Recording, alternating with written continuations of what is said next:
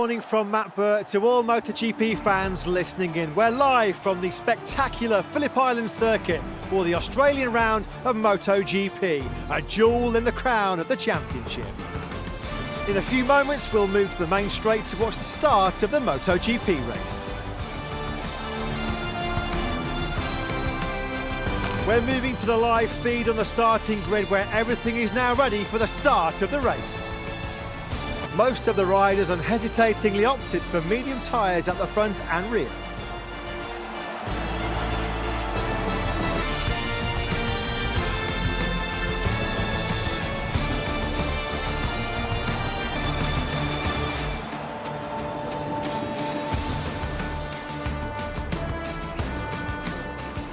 He will start from first position. A few moments more and we will see the race.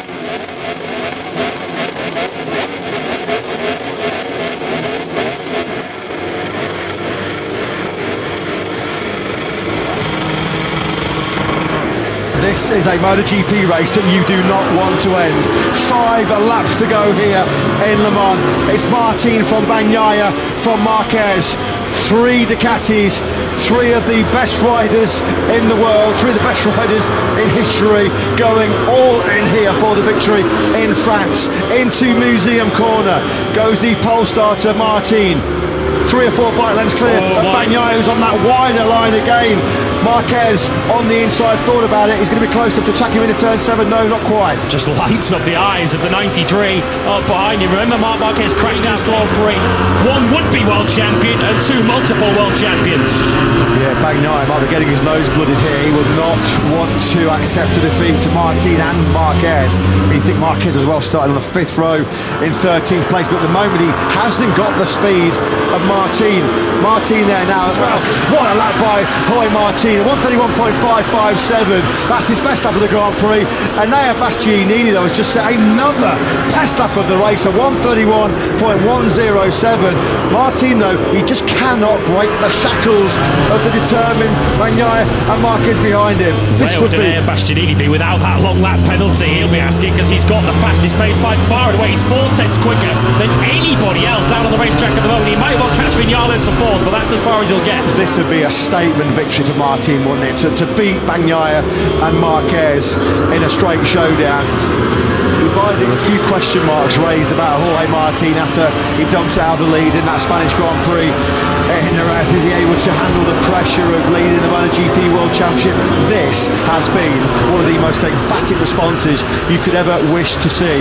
Fastest in both practice sessions on Friday, a new all-time lap record, the first ever 129 lap in qualifying to take pole position, a dominant sprint victory, and of course for the double. But that's a mistake. That is a mistake, and he almost lost it on the curve on the inside there, and now Bagnaia and Marquez are all over his rear tyre. Bagnaia's got to attack quickly, he's on the inside. That's going to be really... His front wheel would have been taken away by Jorge Martin, but a little bit of encouragement for Pecco Bagnaia, who looked like he was just fighting the good fight, trying to stay with Martin. He might suddenly now believe again that the win is not beyond him. Bagnaia and Marquez will have seen that little mistake from Martin and think, okay, you know, he's not impervious to the pressure. Let's just keep ramping it up here as they now sweep through the Blur S's, attacking hard on the front end into the double right-handers to complete this 4.19km Le Mans lap. It is still in the hands of Jorge Martin.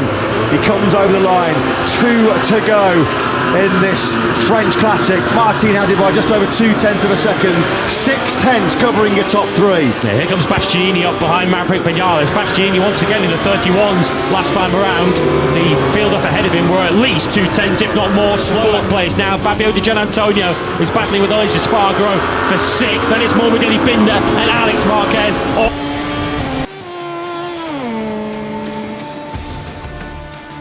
Let's take a look at the final ranking of the MotoGP race before the traditional podium ceremony.